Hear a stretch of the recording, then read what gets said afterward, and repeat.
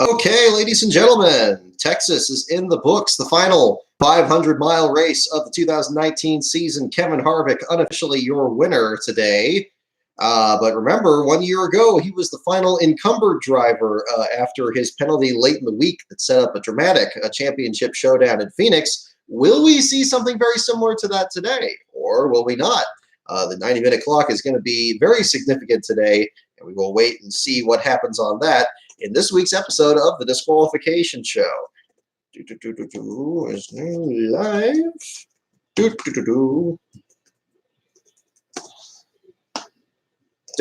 Whoop, hang on. Boop, boop, boop, boop, boop, boop. Okay. And let's get the thread put up on here, and we'll get started.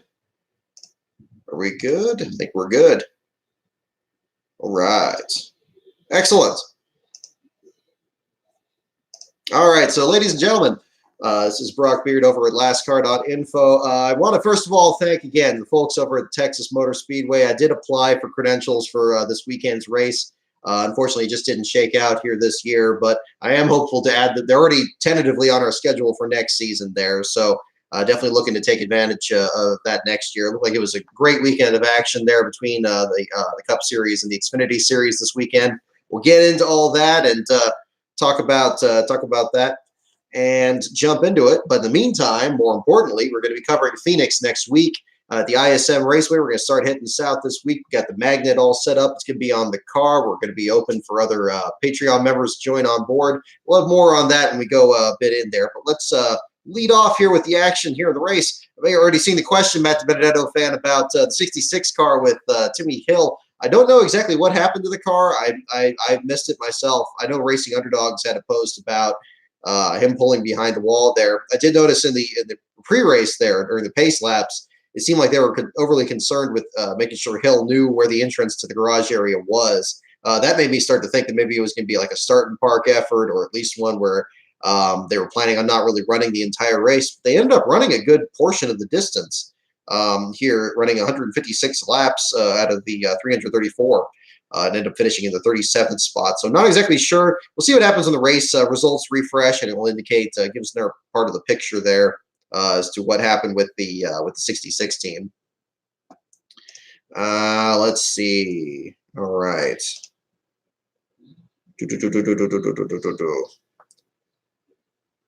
Fantastic job there for that. Let's talk about okay, John. Let's see.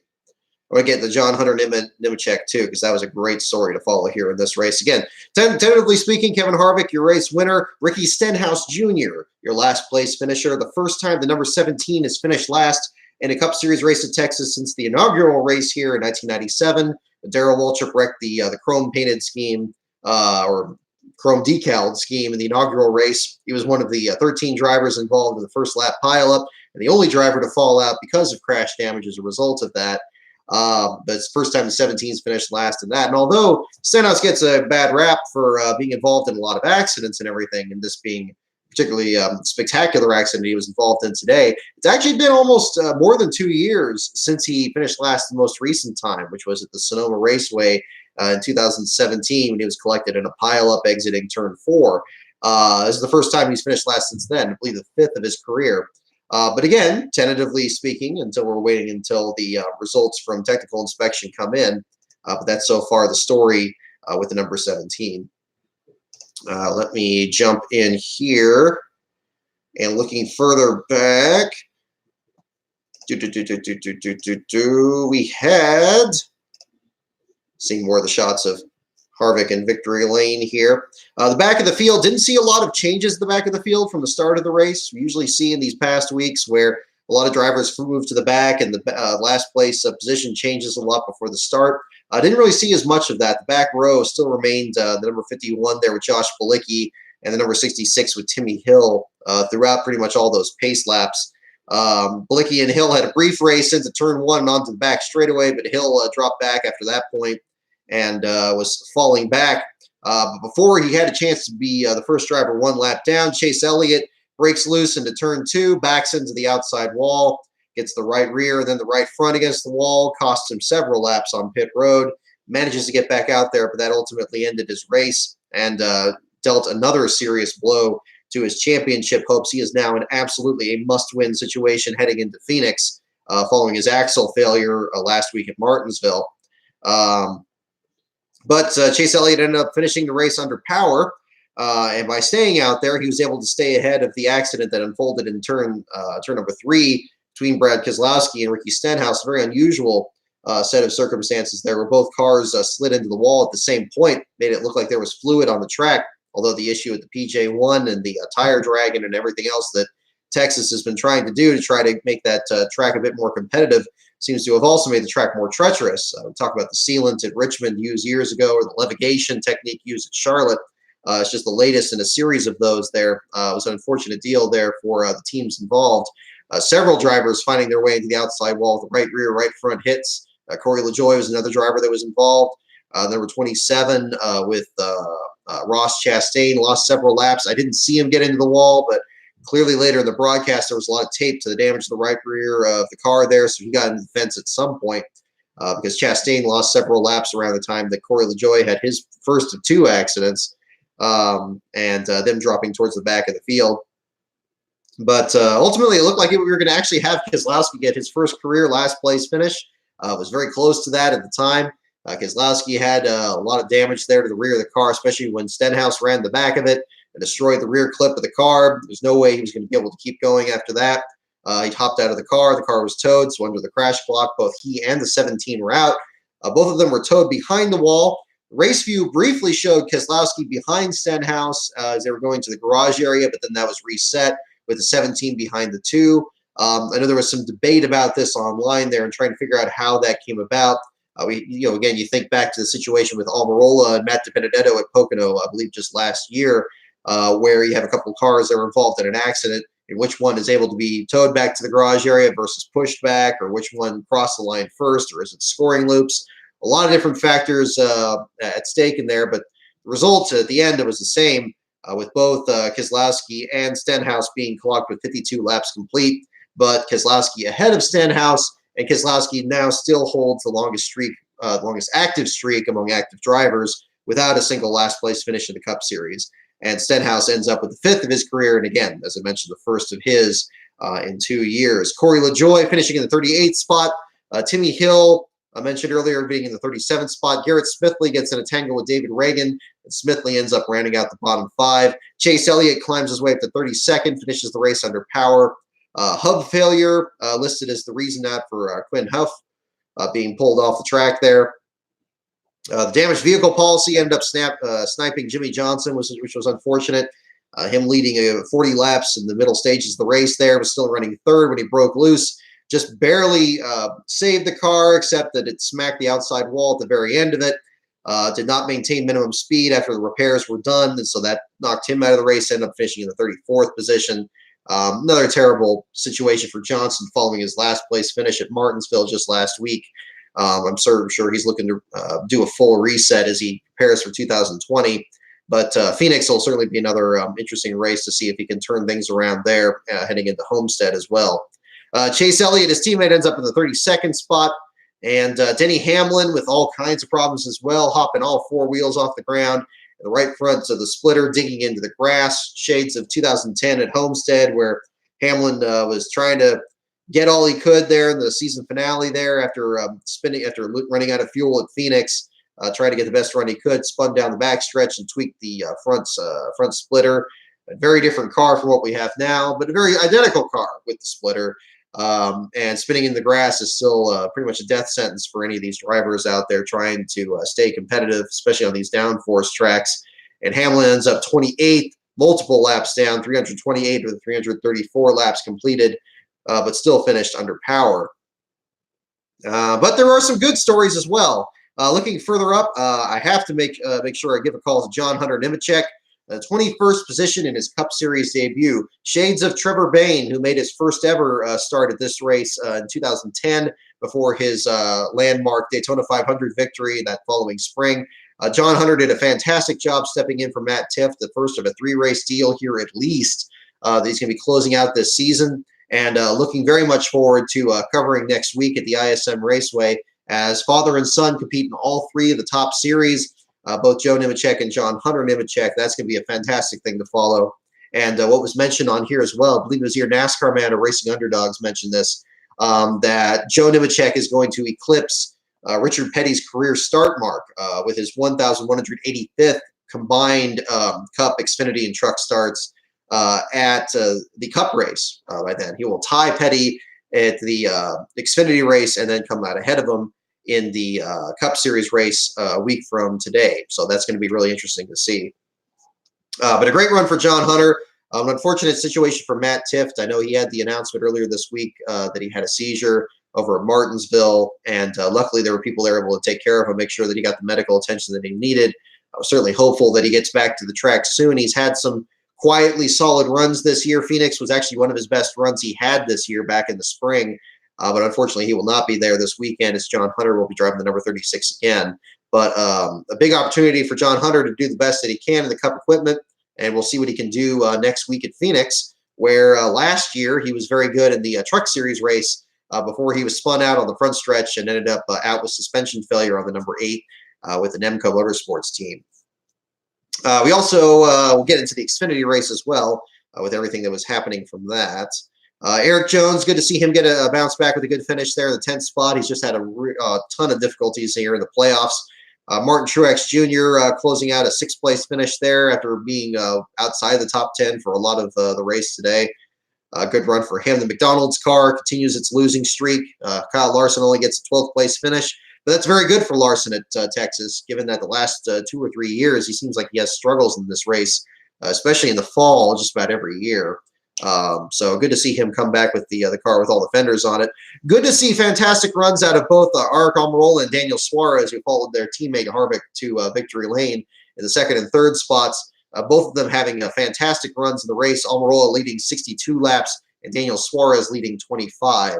Some great runs for both of them. I really liked the Sugar Skull helmet that Suarez was running there on the 41. I thought that would have been really cool if that made it to victory lane. Almirola was putting on a great show racing Harvick after being pretty much invisible for most of this year, in spite of being trying to stay in championship contention and pick up where he left off last year, where he was very close to actually pulling the upset at Phoenix and making the championship 4. Almirola this time around just coming up short and finishing in the 2nd spot, less than 2 seconds behind his teammate Kevin Harvick. Ryan Blaney, unfortunate that he couldn't build on the momentum that he had from a solid run at Martinsville last week. Keselowski tried to help him last week there, and Keselowski ended up driving around him. But Blaney still with an 8th place finish, a decent salvage on that, keep him in the points. But with Harvick winning, that was a situation where now we have a pretty big gap between the haves and have-nots, and it's now very likely that unless we get a win out of the bottom 4, the top 4 is pretty much going to stay with the group that we currently have between Truex, Harvick, the 22, and Logano and Kyle Busch. So will that change? I'm not sure. Going into Phoenix, this is a track that you typically think of Harvick and Kyle Busch being major factors. Kyle Busch winning it last year. Harvick winning the pole and doing his utmost to try to stay up there, but couldn't recover from a spin at the end of stage 1. We'll see what happens when everything shakes out there, but it should be very interesting to see. Chase Elliott, I think, will be one on the outside that will be one to watch. Although, man, I mean, he's got a big hole to dig out of there after, again, the issues at Martinsville and today at Texas. But at Phoenix, I mean, he was right up there in the thick of it before he was eliminated in an accident with Kurt Busch last year. And then the year before that, he was the one that was going one-on-one with Matt Kenseth after he Chase shoved Denny Hamlin out of the way. So he's been a factor in the last 2 Phoenix races. Can he do it this time and actually pull off the victory? It's anybody's guess, but we'll be there to bring you the stories and keep an eye on that. And, of course, keep an eye on the back of the field because by Ricky Stenhouse unofficially being your last place finisher today in the race, it still remains a 3-way tie for the lead in the Cup Series last place standings between B.J. McLeod, Eric Jones, and Michael McDowell. McDowell was the only one of the 3 that finished even close to towards the bottom of the field, but he finished in the 25th spot. All 3 of the B.J. McLeod wasn't in the race, and Eric Jones getting in the 10th place spot. The rankings remain exactly the same. Not sure if McLeod is going to be running at Phoenix. That'll be interesting to see. Whereas it'll be Eric Jones and McDowell definitely expected to compete. McDowell is being his home track. McDowell is again still tied with Joe Nemechek for the most last place finishes in Cup Series history with 33 apiece. As to which one of them is going to be coming out ahead, there's still 2 races left to determine if that's going to happen. But more than likely, the Cup Series Last Car Championship will not be settled at Phoenix. Even if somebody pulls out, even if one of those top 3 pulls out a last place finish, somebody else can at least tie him at Homestead. It will come down to the bottom 5s and bottom 10s, and that'll of course be contingent on what the running order will be. But we'll certainly know that by the end of that race as well. Ryan Preece, I mentioned this on Twitter briefly. I'm sure you saw the broadcast as well. That Preece pulled down on pit road there at the very end of the race, the right as Harvick was coming off the final corner for the last time. Preece and Daniel Hemrick in their rookie battle is continuing to be fascinating to see down the stretch. Hemrick and Preece being very close together in the rankings here. Hemrick finishing in the 16th spot, Preece in the 23rd position, even after that late stop. That should give the advantage to Hemrick now, since I believe they said that they were tied or close to being tied there coming into this race. That's going to be really interesting to see. Let's see. Bad booking. Yeah, I get your question on the tiebreaker. Tiebreaker goes to the bottom 5 finishers, then the bottom 10, and I do it in 5-point increments. The reason I do that instead of next to last place finishers and third to last and everything is it's much easier to track, and it also tends to. The intent always with the Last Car Championship is to favor a team that is attempting a larger part of the season rather than picking on a team that maybe is just doing a partial schedule and doesn't finish well that often.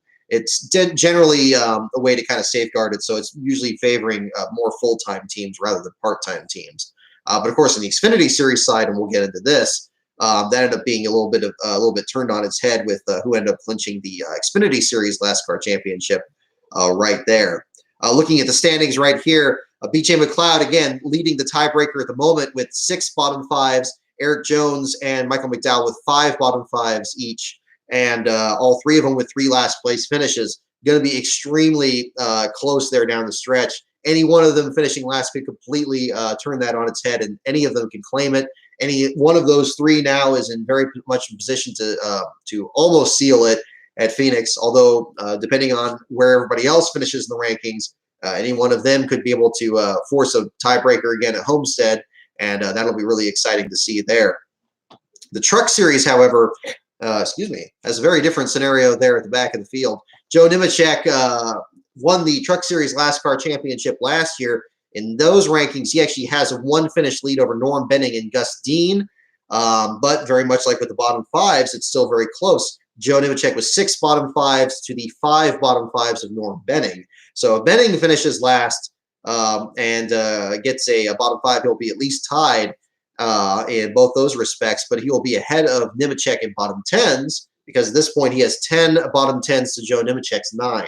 So we are very much on championship watch next week in the Truck Series this coming Friday there. As Joe Nemechek is now very much in control of his own destiny. If he finishes last in that Truck Series race, he will lock it up no matter what anybody else behind him does, because at most they'll be able to have just 3 last place finishes to his 4. But if he does not finish last, or if Norm Benning or Gus Dean finish last, we're going to have a situation where it's going to be settled at Homestead, and that could be very exciting there as well. But in the Xfinity Series side, we'll go ahead and jump into this. J.J. Yaley has already locked up the Last Car Xfinity Series Championship for 2019. He did that apparently after reportedly a sponsorship deal fell through for the Texas race. Apparently, the off-road company that was sponsoring him back at Indianapolis for Rick Ware Racing, that money that was originally to go for that was going to be sponsoring him at Texas. When they sponsored him at Indianapolis, they pulled out of the Texas deal, and then you had him running basically an unsponsored car.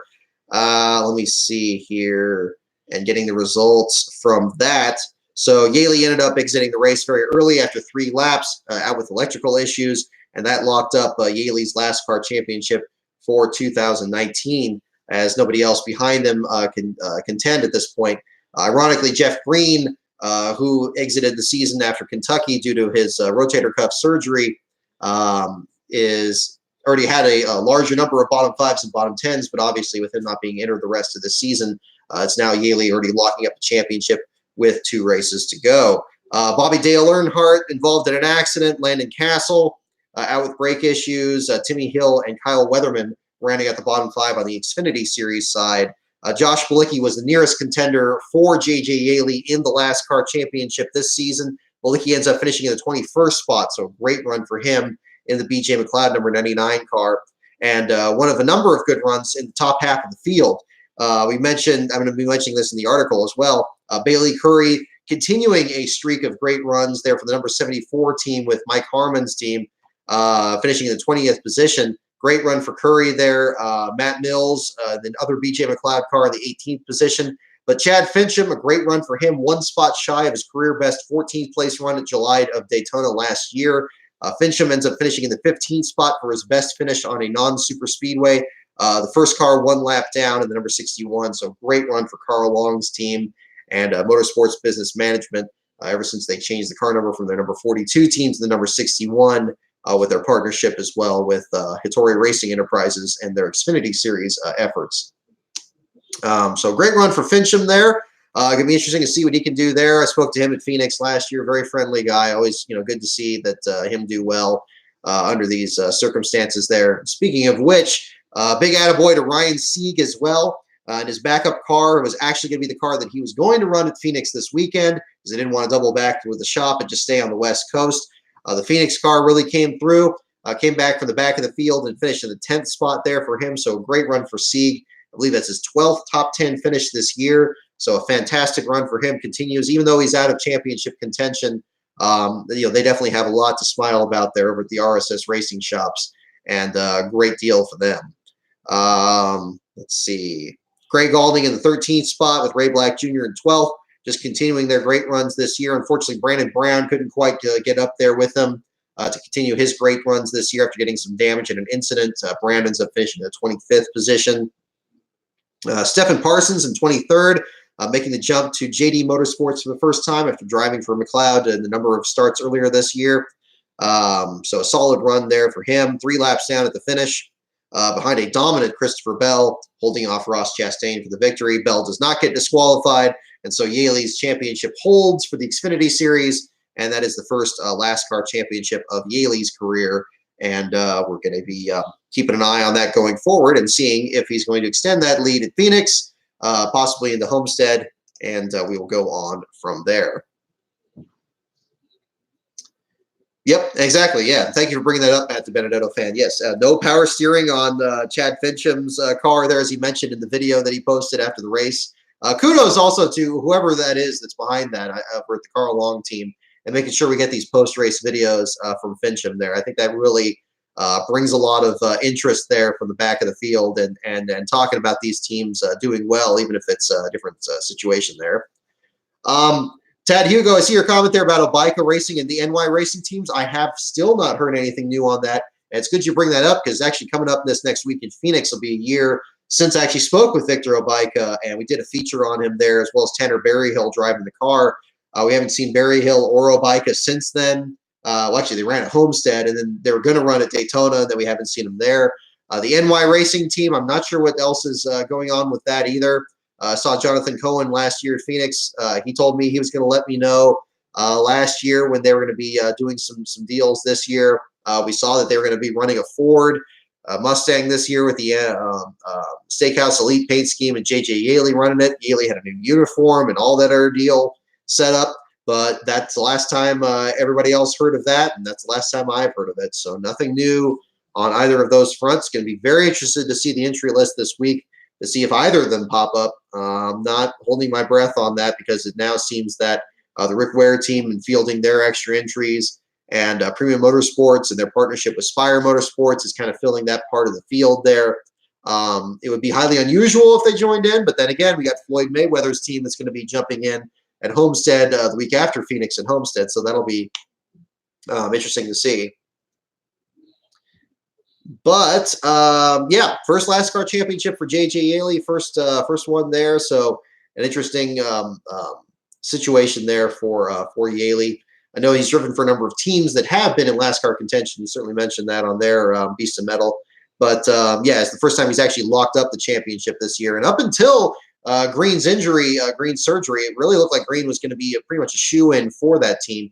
Pretty much Yaley just stepped in to drive in relief of him, and as well as helping out Josh Bilicki there and some of the other teams with RSS Racing. And that was ultimately what brought Yaley into the forefront. If they're going to stay on the start and park effort there with the 38 team, it was pretty much assured to be whoever it was that it was coming in there. But we do have a certificate that's already going to be set up there for Yaley. I'm going to try to present that next week over at the ISM Raceway. And I do have one also prepared for Nemechek in case he locks up the Truck Series Championship as well. So I'll have those with me. There's a couple of things that I want to make sure I get done there. So that's what we're doing there. All right. Thanks for jumping on board. You're right. I'm glad you're enjoying the show. We're going to take we're doing the post-race show here. I know it's a bit later here with Texas being on closer to the West Coast, but we're definitely making sure we do the live show. Definitely make sure you stick around because we're going to do the trivia segment in a little bit. We got the Trivial Pursuit deal over here. Oh, gosh. Tell me I put it in the bag. I think I did put it in the bag. I believe it is in there. I know I saw that earlier. And pending, of course, that I have that, we'll make sure that we do that segment as well. Oh, yep, there it is. Bingo. So we got that. So we'll make sure we jump into that here today as well. Let's see. Anything else new here? Anything else I haven't covered from those races? Definitely make sure you bring it up in the comments, and we'll make sure we talk about it. And we continue to wait for inspection results. Let me take a look at the timer and find out where we are with that. As I think we're only about half an hour into this. Yeah, we're pretty early on this. We got about half an hour in this, at least an hour waiting for the results on here. Really appreciate, again, everybody that was sending pictures from the track. We got a lot of them. Luis Torres sent a number of pictures. I know this looks like Drunk Brian was there. David McQueen always does like fantastic stuff with the small teams out there. He was sending some pictures. A number of that I'm looking on using for the article this week, and we'll get some pictures of our own next week there, and that'll be a lot of fun there. Yeah, pretty competitive battle there in the garage area. A lot of people in and out of the garage. Seemed like the bottom end of the field filled up pretty quickly. But yeah.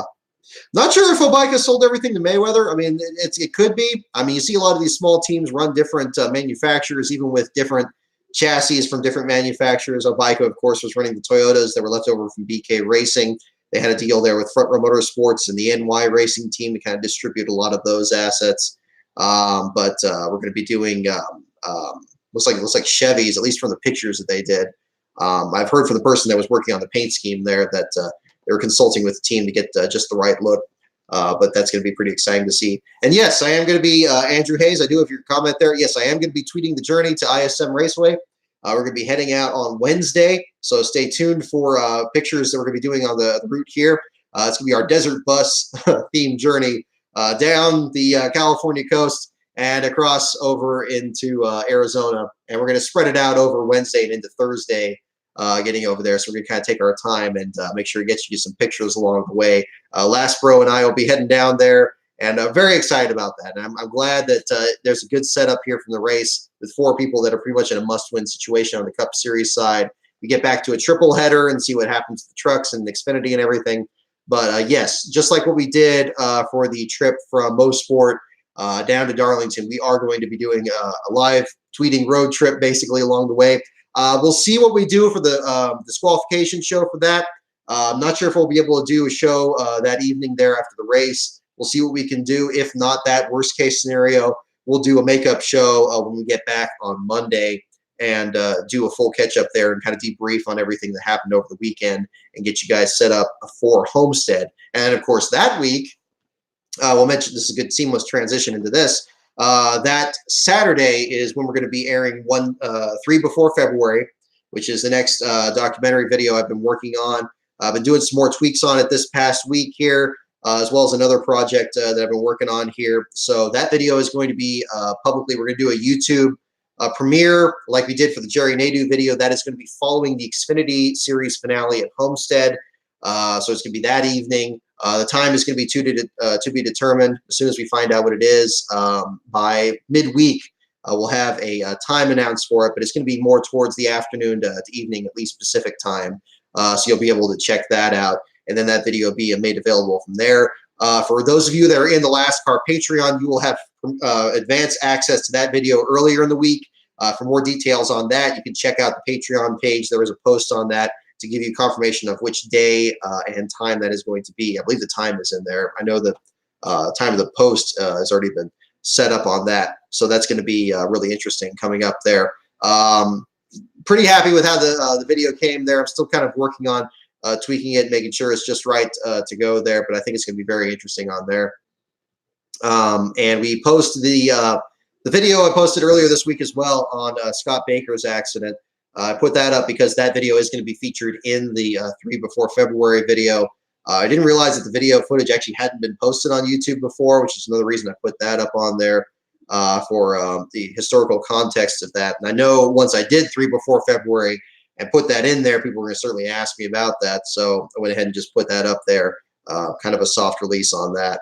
But you know, again, very much thank you everyone for supporting the Patreon and supporting the videos on YouTube, and you know, spreading them out there and sharing them as best you can. I'm definitely looking on doing some more content, both the videos that I'm producing and the videos I've been working with NASCAR Man. I understand NASCAR Man did Ask Me Anything on Reddit this week, so congratulations to him. I mean, very well deserved there. He does fantastic work on that.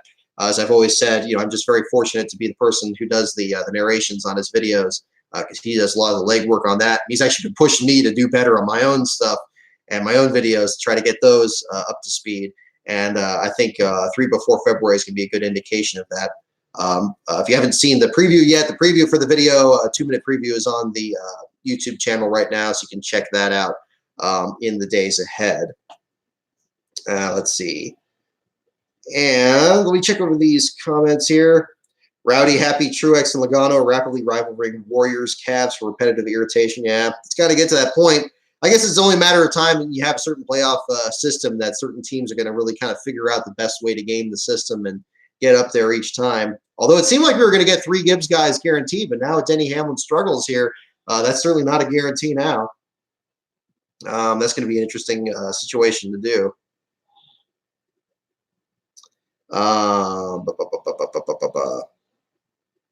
Thoughts on the Big Hoss caption controversy? I didn't hear anything on that. I must have missed that.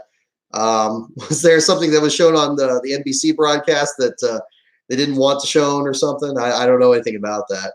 I'll have to check a look. I'll have to take a look on that. Let me check the Twitter feed here. Somebody, I'm sure, more adept than myself caught on to that before I did.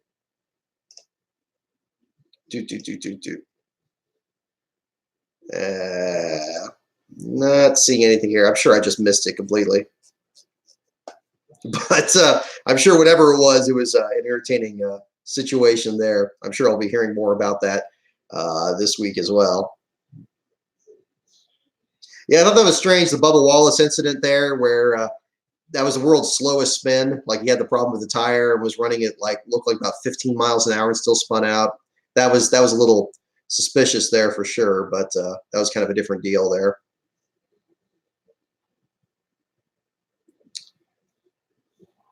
And yeah, I've seen the comments on the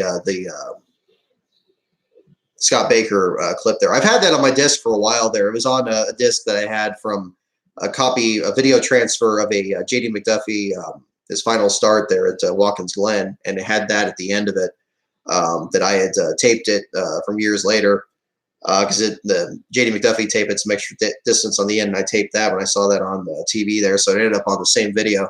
But copy that on there and put that up there. I don't know where the full video version of it. I know that Speed Vision did like full hour-long videos like that at the time period. But yeah, it's not gonna be a big part of the 3 before February, but it certainly is mentioned in there with the context of safety in the sport and a lot of themes about that and the response certainly. The biggest thing in that is kind of a preview for that video is it's gonna be really a chronology of the 2000 season, and mixed in there with profiles of those 3 drivers, primarily Adam Petty, Kenny Irwin Jr., and Tony Roper, all of them featured throughout the year. And what's really surprising, certainly even though it's been so long, it's been 2 decades, there's a lot of information. J-Ski, first of all, is a huge help in that, in contextualizing what happened with each of those drivers along that way, and then looking up the races themselves and articles published at the time to kind of add a little bit more detail there. Really made an interesting narrative, and I'm very anxious to get you guys to see that there once it gets posted. But again, that's going to be now less than 2 weeks, 13 days from today. It's going to be publicly available again, Saturday of Homestead Week, and that'll definitely be something to check out there in the meantime. So we'll get into the trivia section pretty soon here. I think we're getting pretty good. Hey there, Mostly Blind Mitch. Welcome aboard here. Good to see some new people here in the group. We've got 16 people in chat. Thanks again for everybody joining in. Having a lot of fun here, checking out the action, and just seeing if there's anything else from the action, the Xfinity Series side. Not seeing anything on that part. Okay. Engine failure listed as Timmy Hill's reason. I'm not sure if I mentioned that earlier. They're getting questions about what happened with the 66. Apparently wasn't the same kind of situation that they had back at Kansas, where they spun out. It was technically counted as an accident falling out, even though they pulled into the garage area to look at the splitter and were thus out under the crashed vehicle, damaged vehicle policy, even though there wasn't enough damage to really eliminate them from the race necessarily. All right, so we're about 37 minutes into the wait, give or take. And we're going to go ahead and start the trivia portion of our show here today. We've got a little bit darker light in here, but we're going to make do with this. Oh, it's still leaving off the question about the Greyhound that Derek Cope saved. That was interesting. Oh, by the way, happy birthday to Derek Cope. I think it's today, November 3rd, if I remember correctly. It's his birthday. Back to my old times pulling for the orange and white cars back then. The Starcom team doing a solid job there today. 27th place finish there for Landon Castle. And Phoenix is going to be an interesting one there for those guys. Definitely looking forward to meeting up with them. Always like stopping by the 00 team and seeing how those guys are doing. Along with these other small teams, Rickware Racing, Premium Motorsports, Spire Motorsports, all those guys. Those will definitely be ones that we'll be looking at going forward. Yes, good looking 00 car too. The orange and black, orange and white scheme there will really fit for the Halloween weekend or post-Halloween there for sure. I believe somebody else mentioned that was the anniversary of Johnny Benson's only win at Rockingham too, so that was good too. So congratulations on that. That was a good moment as well. Let's give you some other classic races to watch later. All right. Okay, so well, here's what we're going to do. We're going to go ahead and go back to the different topics on here and go ahead and vote in the comments here which of these topics you want for this. So we're going to go ahead and start from the top. First topic is NASCAR. Second topic is pits. Third is teams. Fourth, tracks. Fifth, drivers. And sixth, the wild card. So think of this as Jeopardy. Which one do you guys want here? We'll go ahead and take whichever one gets the most votes. NASCAR, pits, teams, tracks, drivers, and the wild card. Okay. I'm seeing 4 for drivers so far, so that's looking pretty good. One for wild card. We got 1 for teams. Okay. All right. We're going to start with drivers. I saw a lot of comments for that already there, and then we'll go into some of these other ones along the way. So we'll start with drivers. And here we go. First question for drivers. All right, here we go. How many races? Okay, I guess I don't have to sit that direction. Or if you want, kind of feels more natural this way. How many races did David Pearson win in his NASCAR Winston Cup career? How many races did David Pearson win in his NASCAR Winston Cup career? We have 100. We have 105. Any other guesses on that? 3. Probably a little bit higher than that, Andy. All right, here we go. How many races did David Pearson win? Not championships. That'd be a good guess on that. But how many races did he win? And the answer is 105. There you go. Most of you guys got that one. All right. Next question. How many poles? How many poles did Bobby Allison win in 1972? His record number for 1 year. How many poles did Bobby Allison win in 1972? His record number for 1 year. How many poles? Don't look at Racing Reference. Just go ahead and jump in and put in your votes on that. We have 16, we have 12, we have 7, we have 11, 15, 12, 11. The answer is 12. Maserati 9, you got it. Martin Henderson, Broken Sandman 64, you guys all got it. There you go. That's higher. I was expecting more, maybe like 7 or something. But right at the turn of the modern era here. Let me do this as well. Pull this up.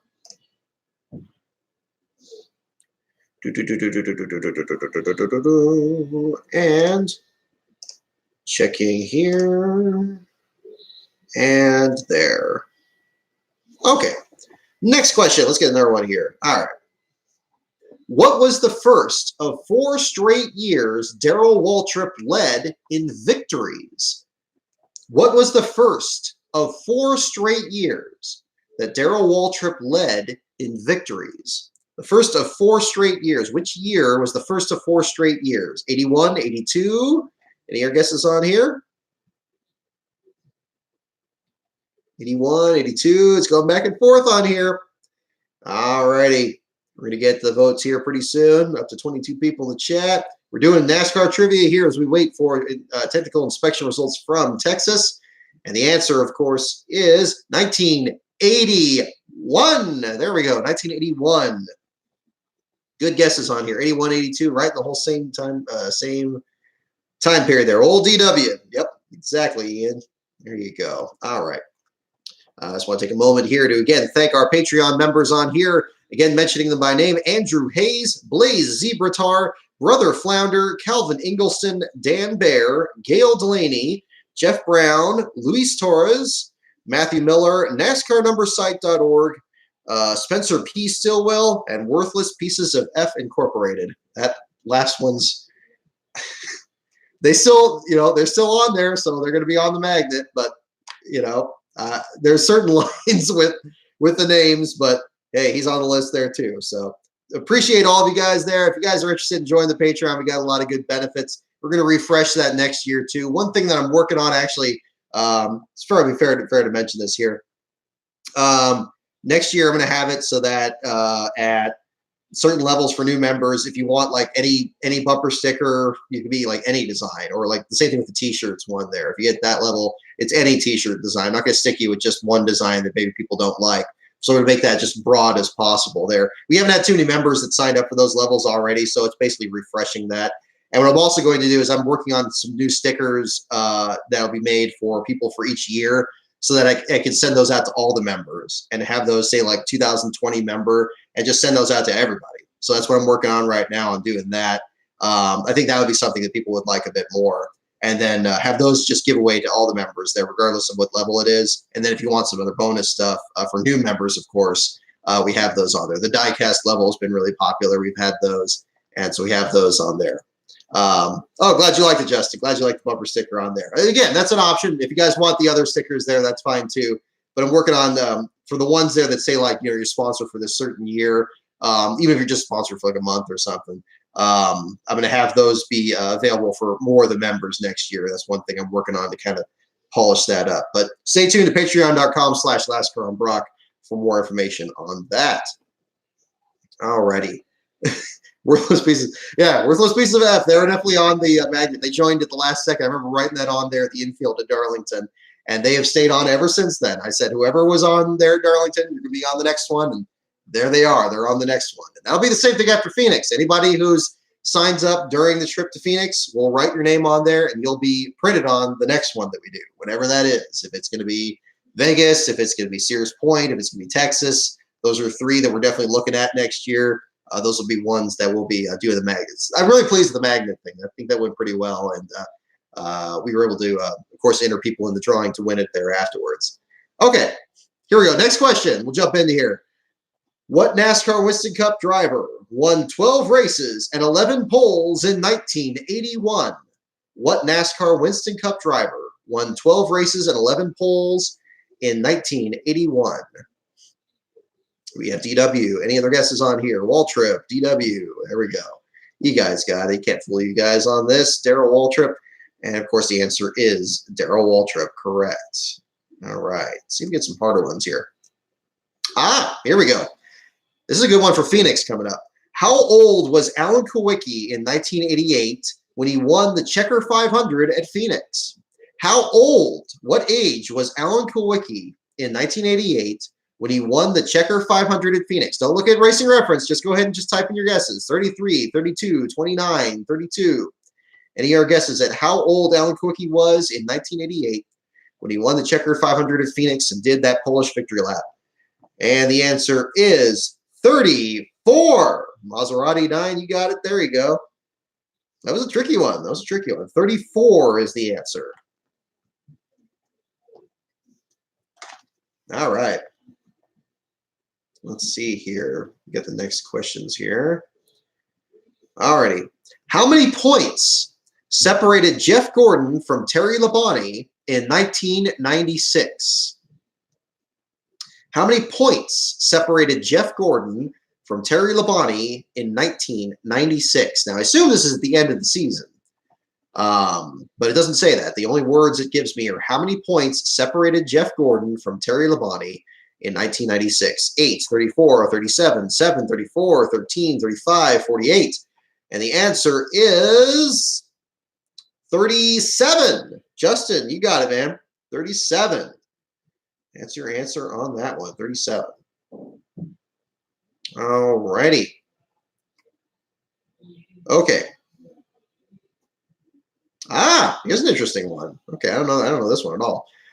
What does Bobby Labonte claim he'd be if he weren't racing cars? What does Bobby Labonte claim he'd be if he weren't racing cars? Bobby Labonte, now retired, formerly driver of the Interstate Batteries Pontiac. Also drove the number 32 car in some of his last starts. What does Bobby Labonte claim he'd be if he weren't racing cars? What job would Bobby Labonte have if he weren't racing cars? A little bit of a special interest kind of question here. Guitar player, rock star, bull rider, football player, school teacher, mechanic, Walmart greeter. All good guesses. All good guesses. But what is the correct answer? I have no clue. Getting the water bottle here. All right. Keeping things good here. And the answer is airplane pilot. Boom. There you go. Airplane pilot for Bobby Labonte. I wonder if I could see that. I mean, does he have kind of the airplane pilot voice? It's like, oh, ladies and gentlemen, we are about to take off. Our journey will be lasting over 3 hours. How about that? Yeah, airplane pilot. So now I know that there's a long history of these race car drivers that they want to fly. I mean, Bobby Allison is certainly one that's big that features in that. Rusty Wallace is another. Yeah, I never really thought about that with Bobby Labonte, but there you go. See, every once in a while you get a good one that stumps you here. Yeah, no thank you. No thank you to me either. No kidding. All righty. Let's get another question here. What driver had run the most career laps in a Bud Shootout through 1997? What driver ran the most career laps in the Bud Shootout through 1997? Now, this is the same as, of course, the Advanced Auto Parts Open, the preseason race before the Daytona 500, the pole winners race / race winners race / chase drivers race, whatever the rules are now. The most career laps in the Bud Shootout through 1997. Earnhardt getting a lot of votes for Earnhardt Sr., Jeff Bodine, Mark Martin we got for 1 vote. Let's see. The answer is Bill Elliott. Elliott. There you go, man. Bill Elliott was the one. Had a UPS pilot who decided he wanted to be a race car driver, made it 1 turn for us at Salem before crashing one of our ARCA trucks. Wow, goodness. We'll see. Goodness me. Well, there's a story that'll definitely make sure you choose another profession for sure. Yes, Bill Elliott, the most laps complete in the Bud Shootout as through 1997. So, let's get to the next question. Enter. Okay.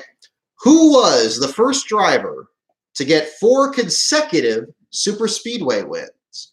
The first driver to get 4 consecutive super speedway wins. The first driver as of 1998.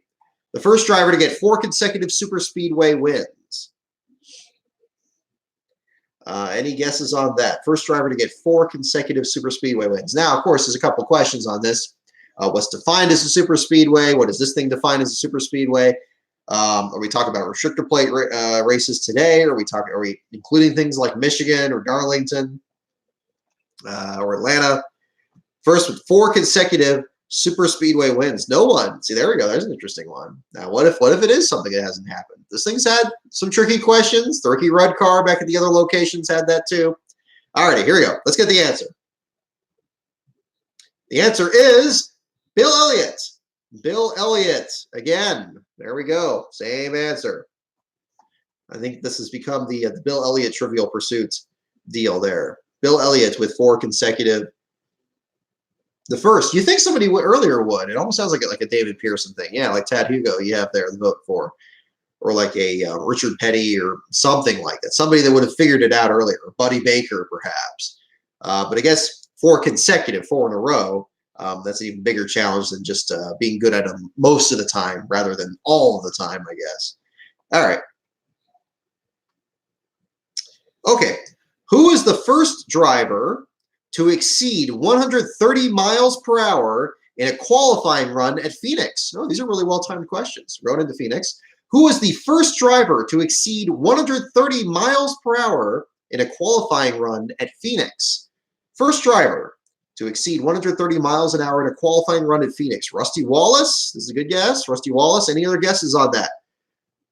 This is 1997, 98. It's the copyright on the back of this thing. Says 98. Yeah, 98.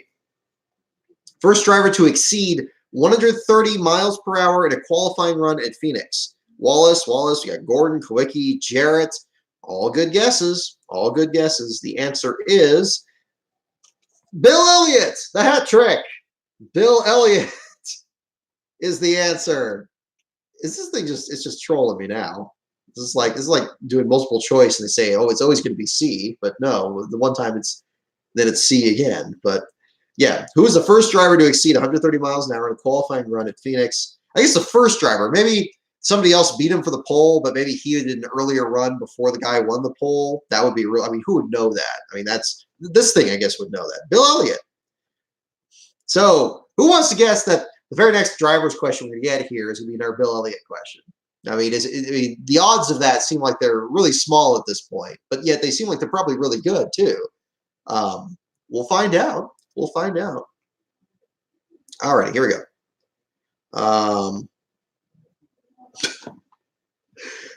Okay, here we go.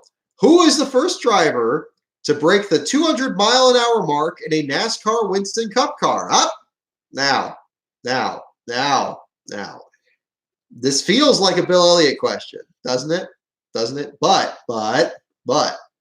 is it? Is it? Because there's other candidates, depending on how strictly this question is worded and what it's keeping in mind, could be a couple other things. The first driver to break the 200-mile-an-hour mark in a NASCAR Winston Cup car. I can think of two other drivers that they would possibly think this would be. But it's also perhaps anticipating that we've done these other Bill Elliott questions and it's going to have us guess Bill Elliott again. So, okay, here we go. Here we go. So we're going to talk about, we're going to talk about Buddy Baker and the closed circuit record at Talladega. Are we going to talk about Cale Yarborough and the pole run at Daytona before he crashed? Or are we going to talk about Bill Elliott and having ultimately the fastest record ever at Daytona and then eventually at Talladega? Which of these is going to be the answer? And the answer is Buddy Baker. There we go. It's going to go with the closed circuit record. It is going to try to throw us. I'm sure they programmed that specifically with that in mind. So yes, it's going with Buddy Baker for the answer. There we go. All righty. Let's see what the next one here. Okay, here we go. Here's a fun one. Well, perhaps not fun is the right word. What driver broke some ribs when thrown off a donkey in a 1977 Winston-Salem parade? How about that? Here we go. Here we go.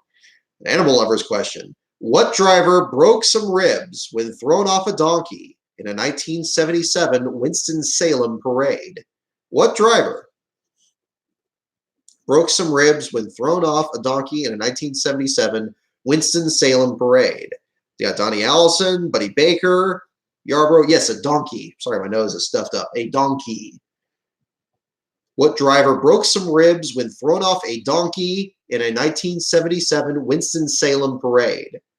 Childress, these are all good guesses. Darrell Waltrip, yep, that sounds possible too. Okay, here we go. You give up?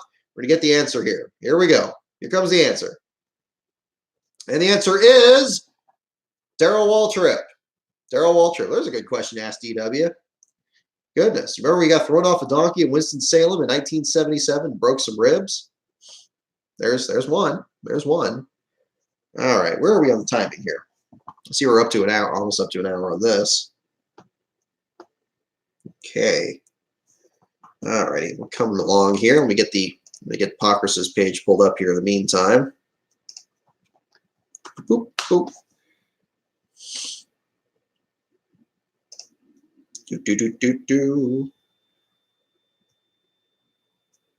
Oh, it looks like Matt Tiff was actually at Texas. They have a video that Pockrus put up 8 hours ago.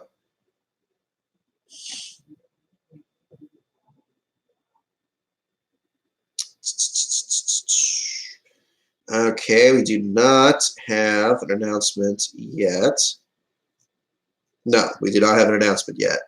Pockrus put up Cup points 11 minutes ago. Still waiting on the results from technical inspection. So up until now, Kevin Harvick still unofficially your winner. Still waiting technical inspection results from the Lone Star State. Okay. I imagine it could take quite a bit more time there with this elimination round coming up next week. Okay. Whose engine blew up 1,000 feet after winning the first Winston All-Star race? Oh, you guys know this one. You guys know this one. Whose engine blew up 1,000 feet after winning the first Winston All-Star race? DW. Okay, yep, Darrell Waltrip's. There you go.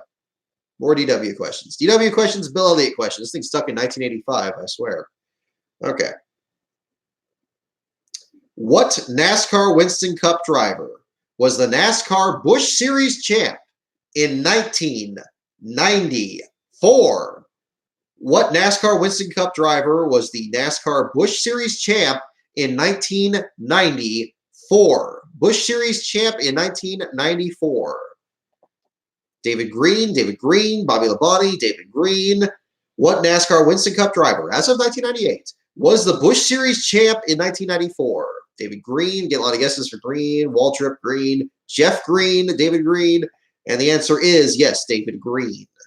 I could just drive the number 96 Buzz McCall entry there, the number 96 Caterpillar Chevrolet. Team doesn't get talked about too much anymore. But I know that McCall was still involved in the Pirelli World Challenge, fielding a car not too long ago, and a different deal there. All right. Okay.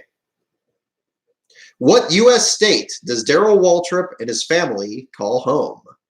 What U.S. state does Darrell Waltrip and his family call home? North Carolina, Tennessee, Kentucky. Your guesses, Kentucky. What U.S. state does Darrell Waltrip and his family call home? Tennessee, giving his love, the Wildcats, Alaska, South Carolina. We got everything. We get all 50 states making this. The answer is Tennessee, Franklin, Tennessee. Kentucky is Michael Waltrip's hometown, which is interesting, isn't it, if you really think about it? The Owensboro, Kentucky. But Darrell Waltrip, Tennessee is the answer. Okay. Which Bodine started the Busch Clash 10 times before he finally won it in 1992? Which of the Bodines started the Busch Clash 10 times before he finally won in 1992? We have 2 votes for Jeff. We have 1 for Leroy Bodine. We have Jeff Bodine. Jeff Bodine. The answer is indeed Jeff Bodine. 10 times started it before he finally won it. Correct. All right. Who was the first driver to win a third Southern 500? The first driver to win a third Southern 500. The first driver to win the Southern 500 3 times. So knock that right out of my hand. First driver to win the Southern 500 3 times. Who was the first driver to do that? You have Pearson, Jeff Gordon, Pearson Sr., Yarborough, Pearson. First driver to win a third Southern 500. First driver to win the Southern 500 3 times. The first driver to do it. You have Herb Thomas. You have lots of good votes. Lots of good votes. Okay. And the answer, Jimmy Johnson. Answer is Herb Thomas. Stock Car Racing League, you got it, man. There you go. The first driver to win it 3 times, Herb Thomas. From Sanford, North Carolina. Same hometown as J.D. McDuffie. All right. Who was runner-up to Richard Petty in the 1971 NASCAR Cup Series Championship? Who was runner-up to Richard Petty in the 1971 NASCAR Winston Cup Championship?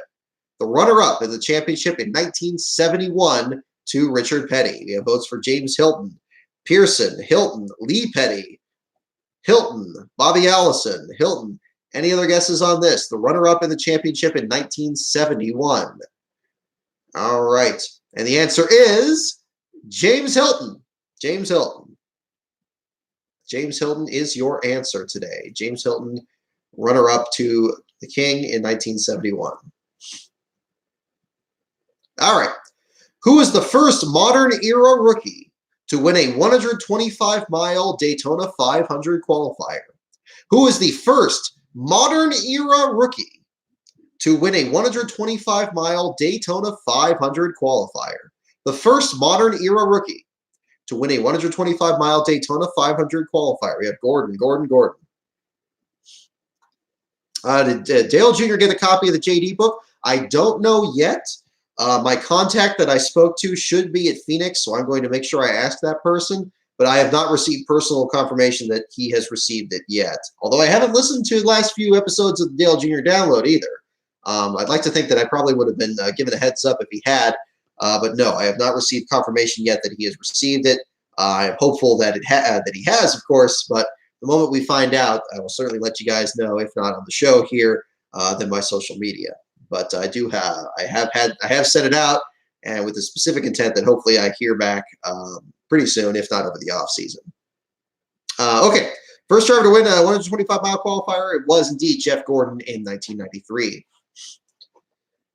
This is a great video. You watch the starting lineup for the 1993 Daytona 500 and watching Gordon playing on a Sega Genesis with a mustache and his old a mullet and everything. I swear, my dad's got a friend of the family that looked just like Gordon did back in '93, and him and all that. It's always a great video to watch. It's amazing how much things have changed. Hey there, how's it going? Kyle Busch and Christopher Bell fan, welcome aboard.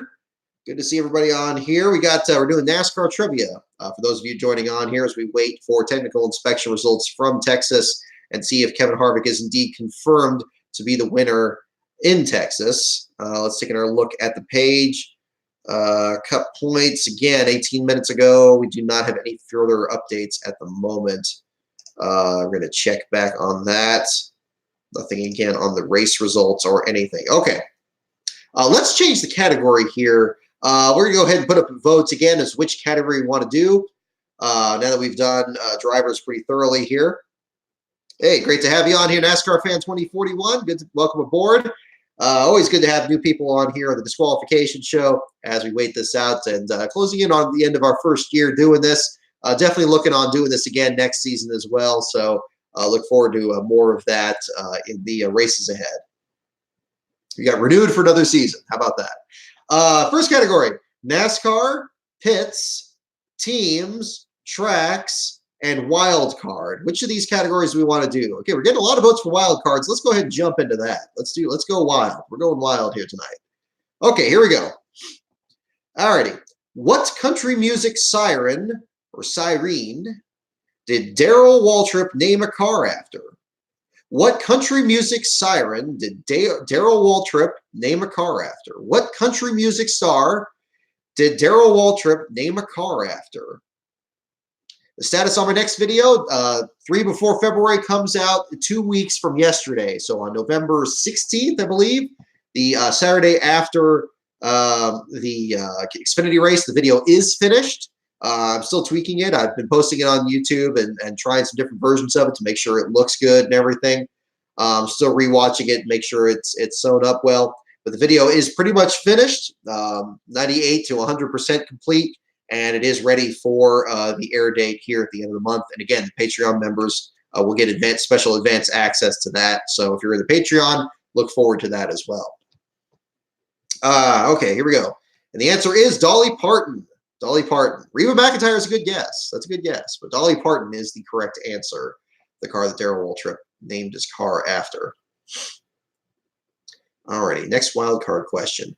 Who won the 1963 Daytona 500 despite running out of gas on the final turn? Ooh, here's a fun one. Who won the 1963 Daytona 500 despite running out of gas on the final turn? Tiny Lund, Tiny Lund, Tiny Lund. Running out of gas on the final turn, the 1963 Daytona 500.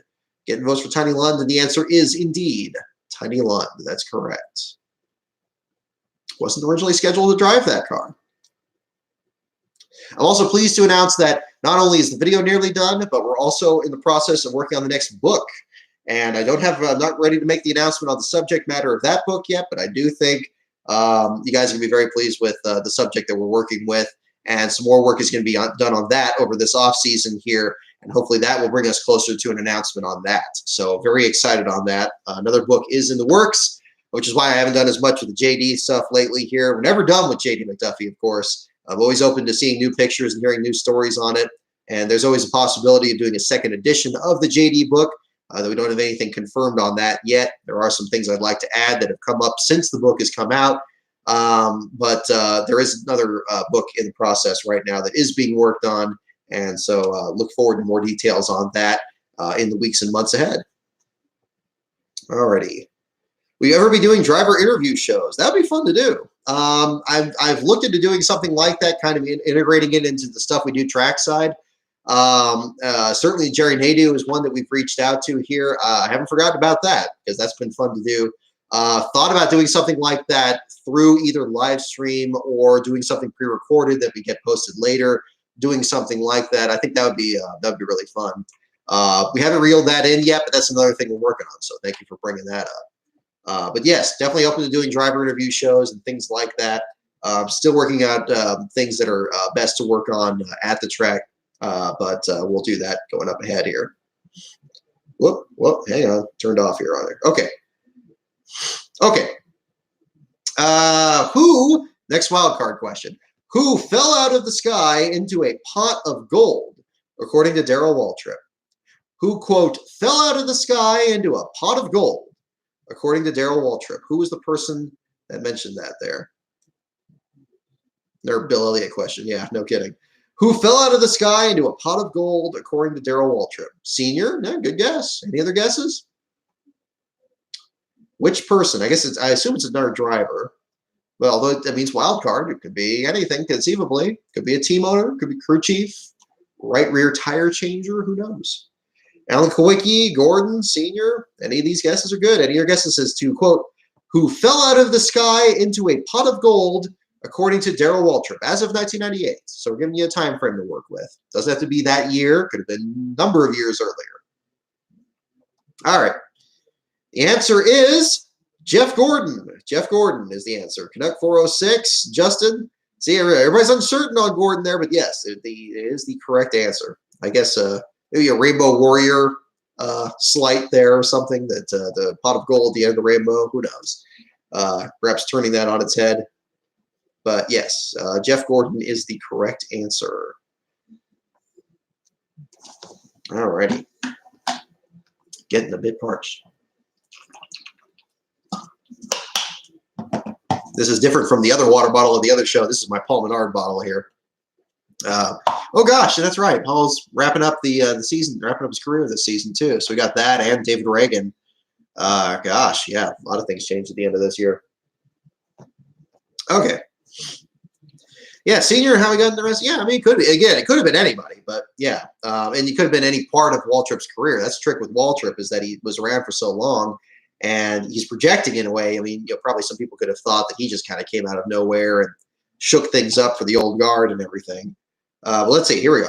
Okay, what car did Tim Flock and Herb Thomas win championships with in 1952 and 1953? What car did Tim Flock and Herb Thomas win championships with in 1952 and 1953? A car question. What car did Tim Flock and Herb Thomas win championships with in 1952 and 1953. Hudson Hornet has 2 votes. A Ford is another vote. Hudson Hornet is another vote. The famous Hudson Hornet. There we go. You mean the fabulous Hudson Hornet as well. All right. The answer is indeed the Hudson Hornet. Yes, indeed. Hudson Hornet is the correct answer.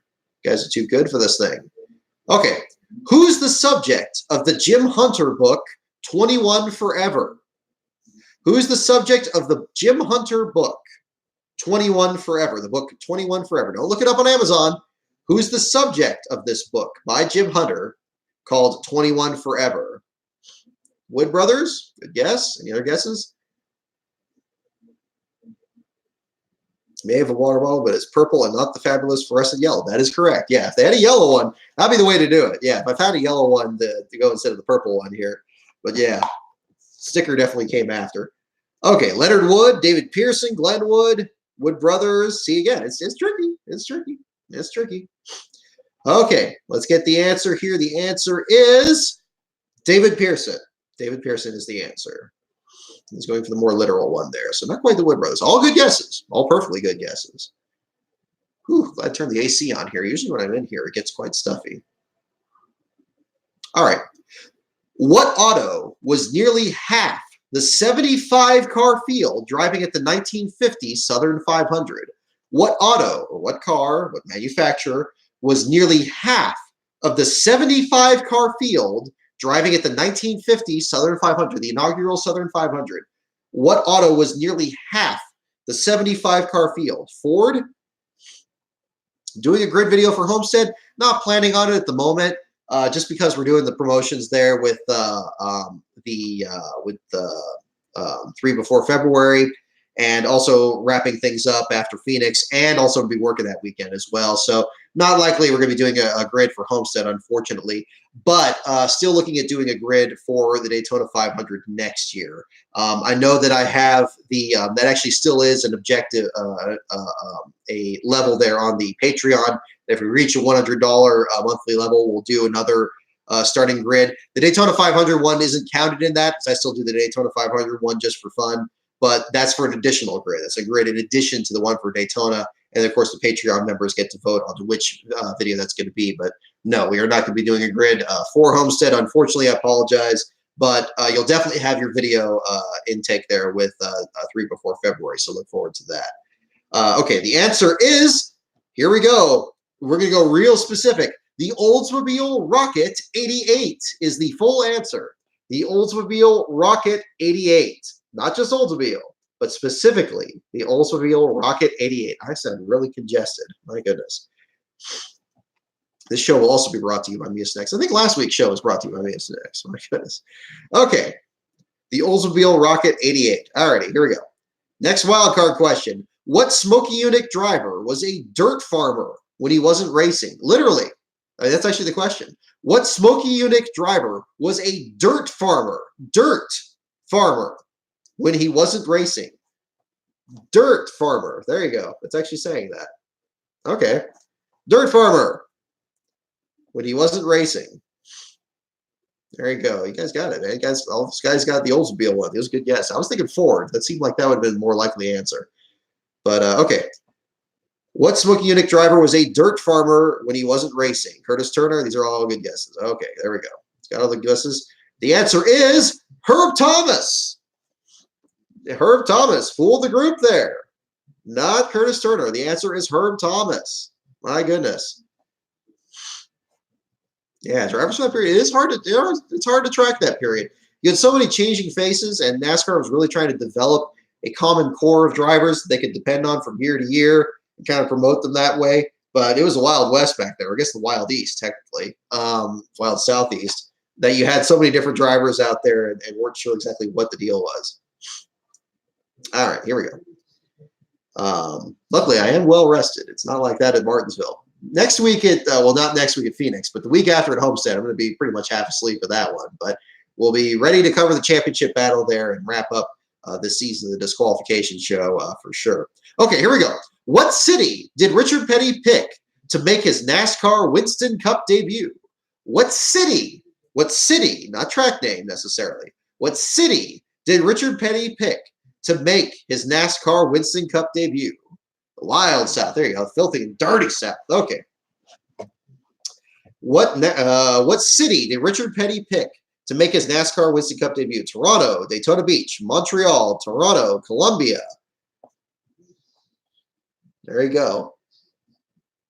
Yeah, but nobody in the factory would think anybody would still be using them. Yeah, well, there you go. And I got this thing in 2001, so this thing was already 3 years old by the time I got it. So go figure.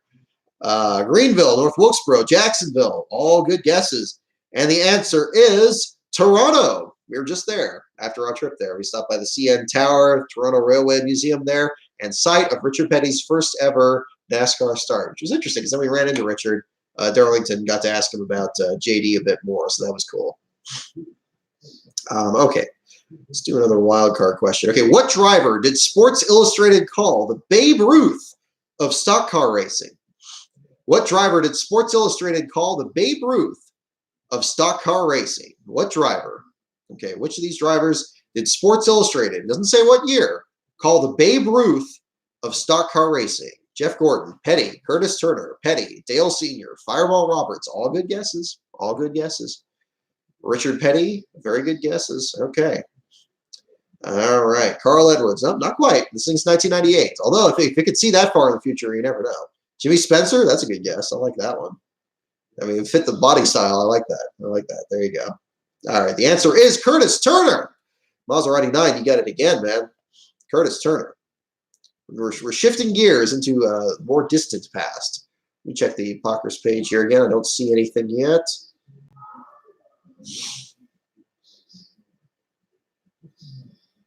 Okay, we got a couple posts from Pockers just talking about the championship grid. Stewart says, see, Pockers posting 3 minutes ago. Tony Stewart says putting NASCAR in position to react to making a judgment call or on potential or possible intentional caution is not the best idea. Just like they shouldn't have to make the old line rule at Daytona. Okay. Childress said the tire in pit stall rule was called recently in truck races, and Chad Little had sent a note about it. He said the team had talked about making sure the tire was removed from stall if they weren't going to make the change. Okay. Some more talk about the tire issue there.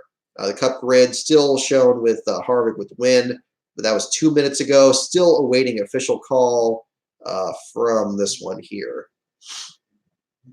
Yes, we do not have a call, at least from Pockers' page yet.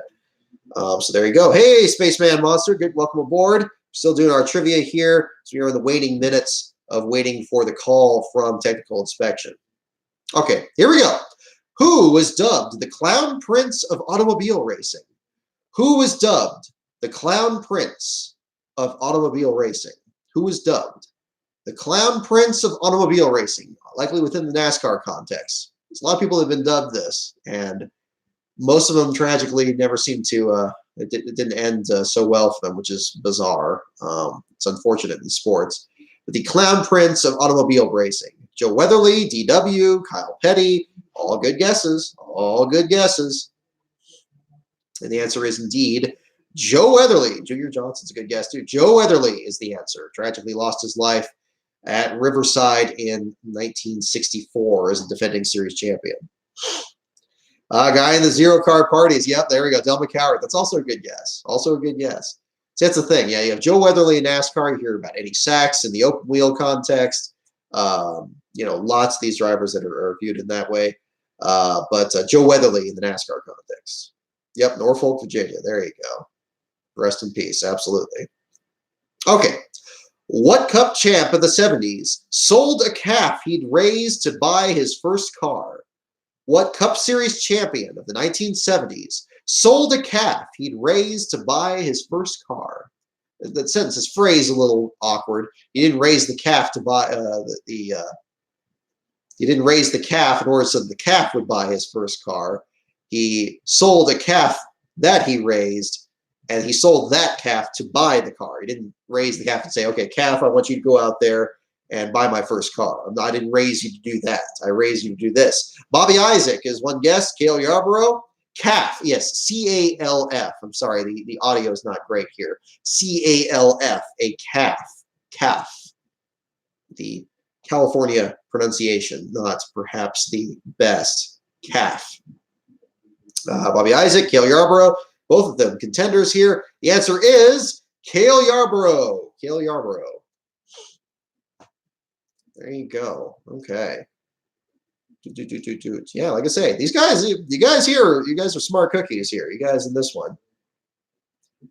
2 minutes ago, Bob Hocker says NASCAR says it did not consider penalizing Bubba Wallace, that it is a tough call to assign intent to a competitor in that situation when intent is not always clear. Well, that's why, going back to Talladega in our chat back then, you don't assign intent to going below the yellow line rule. But, you know, Steve Letarte feels like throwing that in there, even though it's not there.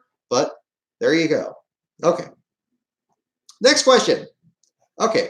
What, I'm sorry, whose fan club members? Here we go. Whose fan club members got a 1/64th scale die-cast quality care Ford Taurus in 1998? Ooh, cool deal. We're talking about fan clubs again. That was always fun in the Jerry Nadeau video. Whose fan club members got a 1/64th scale die-cast quality care Ford Taurus in 1998? Bee's knees right there. That's a cool fan club to be in. I'll tell you what.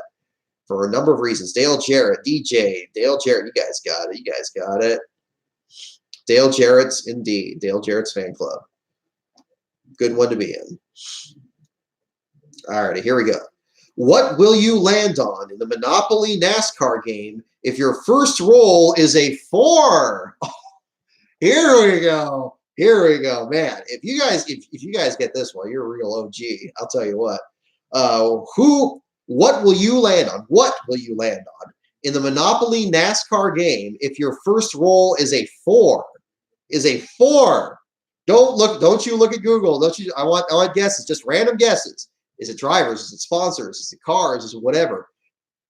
What will you land on in the Monopoly NASCAR game if your first roll is a 4? This is an amazing question. I have the foggiest. I know I have the NASCAR Monopoly game. I have one version of it. Is there more than one version of it? I think there's one from like 97, but I'm not 100% on it. Okay, here we go. Getting lots of great questions here. Okay. Income tax, Ricky Craven, Flat Tire, Ernie Irvin, Chance, Phoenix, Black Flag, Dover, Hut Strickland, Bill Elliott. You didn't know there was such a thing? There we go. There's like 6 versions of it. Yeah, it could be anything. It could be anything. But again, this is 1998, so if that helps, perhaps there's a 97 version that would work. There's like 6 versions of it. Yeah, okay. This is going to be good. This is going to be good. Okay, strap in, folks. Strap in. We're going to get the answer. You have the NASCAR version from 02. Reading the question one more time. What will you land on in the Monopoly NASCAR game if your first roll is a 4? The answer is Black Flag. There you go. Black Flag. Justin, you got it, man. You got it. You got it. Black Flag. Justin, you nailed it, man. My gosh. There you go. There you go. Oh, my goodness. Black Flag. Justin, tell you what. Drop me a text message, man. You earned a bumper sticker for that one, man. Send it over to me, okay? Send me an email, brockbeard@gmail.com. And, yeah, you earned that one, bud. You earned that one. That was good. That was awesome. Okay. Very cool. Let me see. Here we go. Where is... Yeah, seriously. Give me the lottery numbers, man. No kidding. You and me both, bud. Okay. Okay, still no call on the technical inspection here. Like I said, here. I'll put it right here.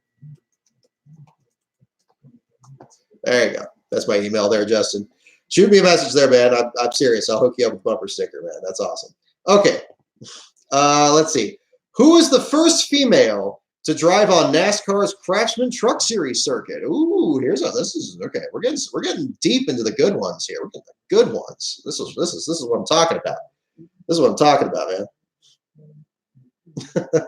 All right. Who is the first female to drive on NASCAR's Craftsman Truck Series circuit? There we go, man. All righty. The first female to drive on NASCAR's Craftsman Truck Series circuit. Tammy Jo Kirk, Jonna Robinson, Shauna Robinson, Tammy Jo Kirk, Jennifer Jo Cobb, Shauna Robinson. There we go. Lots of good guesses on here. Oh, we might have a call, too. We might have a call, ladies and gentlemen. Hang on. Hang on. Hang on. Okay, no, we do not have a call. We do not have a call. False alarm. We do not have a call on Pockrace's page. But we will have an answer here for this question. All right, here we go. Here we go. And the answer is Tammy Jo Kirk. There you go. You guys got it. You guys got it. So even you guys got that one too. All righty. Danny N. Grace. Doing good, Danny N. Doing good. Welcome aboard. All right. We're in the closing stages here. We should be expecting a call any minute now. We haven't had the beeper go off here, but we're pretty close to it, I imagine. Dinner's smelling really good downstairs. I'm getting hungry as heck, I'll tell you what. Yeah, we were within about 5 minutes from the expected time period here. So any moment now, we should be getting a call here from technical inspection and finding out what's going on. Whew, I think we're on steak. Oh, my goodness. I had a very light lunch, and so I am running on fumes, but I am ready to go the distance. I'll tell you what. Because the crowd demands it. And that's what we're going to do. That's what we are going to do. Okay. This is another good question. This is a very good question here. Blaze Zerbatar, thanks again for your support, man. You are, and yes, you are still our biggest Patreon supporter there. So I thank you there. Blaze Zerbatar, for those of you guys who don't know, he was the reason that we did the second grid at Sears Point this year. So for those of you that enjoyed that grid, you got him to thank on that because he put us over the top on that. So big thanks on that. Always thankful for our Patreon members there. Okay, next trivia question. We got another good one here. Who was NASCAR's most popular driver in the modified series from 1991 through 1993? Who was NASCAR's most popular driver in the modified series from 1991 through 1993? The most popular driver in the modified series from 91 to 93. Good questions here. Mike Stefanik. I mean, it's a very good guess. Very good guess. Most popular driver in the modified series from 91 to 93. Another guess for Stefanik. Stefanik. Oh, that'd be great. Jimmy Spencer. Lots of other guesses here. Stefanik. Rest in peace, certainly, to him. Yeah, Tina Gordon and Tracy Hines. There we go. Jeff Fuller, also a good guess. There we go. 91 through 93. 91 through 93 in the modified series, the most popular driver. All righty. And the answer is Jeff Fuller. Jeff Fuller. There we go. Stefanik's a great guess. Spencer as well. But the answer is indeed Jeff Fuller. Frequently a last car record holder in the series over the years. But also a most popular driver in the modified circuit. Still no call from Pockrace's page. We are now right on top of it here. Hang on, check the timer here. Probably just deactivate this because it's going to be anybody. Yeah, I'm stopping it now with about 1:48 left on the timer. So any moment now, we'll get that. Oh, you'll see Jeff Fuller next month. Say hi to him for me. Fantastic. I haven't had a chance to meet him myself. I know he did some relief driver roles for Nemco Motorsports and stuff. Really cool. Good to see he's still out there. So out there. Is he still racing, Danny N? I'm not sure. These modified guys, they're ageless. I mean, they'll just keep going. Kind of like ARCA guys that way. But very cool. All right, here we go. Next question. How many times had Richard Petty been runner-up before he won the points title? How many times was Richard Petty runner-up in the points before he won the points title? How many times? Jeff isn't racing anymore? Oh, it's too bad. Oh, well. But it's still good. He's good. It's good he's still out there. That's always good. How many times was Richard Petty runner-up before he won his first of 7 championships? How many times, indeed? How many times was he runner-up? All right. All right. How many times? The answer is, we have asked guesses of 2 and 3 and 4 and 1. And the answer is 3. The answer is 3. Ultimate 23 Dragon, you got it. Andrew Hayes, you got it. Broken Sandman 64, you got it. 3 is the correct answer. It's a magic number. Live near a lot of the NASCAR guys. That's cool. See Junior tomorrow? Hey, man. Good job. Good deal. Like I say, I'm still waiting to get in touch with their contacts, see if he's read the book or not. I know a book is at least in the hands of somebody close to Junior there, so we'll find out how much closer it got from there. But we'll see what goes on. All righty, here we go. Next question. What two-time NASCAR Winston Cup champ was AMA Motorcycle National Champ 3 times? Hey, here we go. We're really branching out outside the four-wheel world here. What two-time NASCAR Winston Cup champ was an AMA Motorcycle National Champ 3 times? Joe Weatherly. Joe Weatherly, we're getting good guesses on that. Excuse me. Any guesses on that? 3-time AMA champion. That was also a 2-time Winston Cup champion. Okay, wait, we have a call, ladies and gentlemen, 14 seconds ago. We have a call. Tech is complete, says Pockrass. Harvick has won, and he is locked into Homestead. So Kevin Harvick, officially your winner tonight in Texas. He does not get an encumbered finish in this race for a second consecutive year. Kevin Harvick is your race winner, and Ricky Stenhouse Jr. is your last place finisher. You will get a Stenhouse article tonight, in addition to J.J. Yaley's championship clinching Xfinity Series last place finish in that. And so we will wrap this up with the answer for this question tonight. Who was the 2-time NASCAR Winston Cup champ? That was the AMA Motorcycle National Champ 3 times. And the answer is indeed Joe Weatherly. You guys got it. Field got it. You guys are too good. You guys are too strong. So there you go, man. So again, thank you so much, everyone, for joining in. We're going to call it good right there. That's it for the disqualification show this week. Thank you, as always, for joining in. The website is lastcar.info. The Twitter feed is @LastCarOnBrock. And the Patreon is patreon.com/LastCarOnBrock. Stay tuned starting this Wednesday for our road trip down south to the ISM Raceway, where we'll be covering the Truck Series, Xfinity Series, and the Cup Series action there from the Jewel in the Desert. And the penultimate round there, heading over to the championship round. Thank you again to the folks at the ISM Raceway for inviting us down. Very excited to be bringing that to you again, as we did last year, as we set things up for Homestead. And of course, the week after that, the release of 3 Before February, the YouTube premiere coming up a week from this coming Saturday. So again, thank you everyone for joining in. We'll get the Trivial Pursuit one here has been much better than the Ricky Rudd one, but I'm sure we got some questions on that one. We'll probably be using that for our next show at the other headquarters, and we'll go from there. So again, thank you again for tuning in. I'll let you guys go, and we will see you, if not during our road trip in Phoenix, if not there, certainly when we get back, and we'll do a wrap-up show and bring up everything from the ISM Raceway. So stay tuned to all of our contacts from there. Thank you again, everyone, and have a pleasant evening.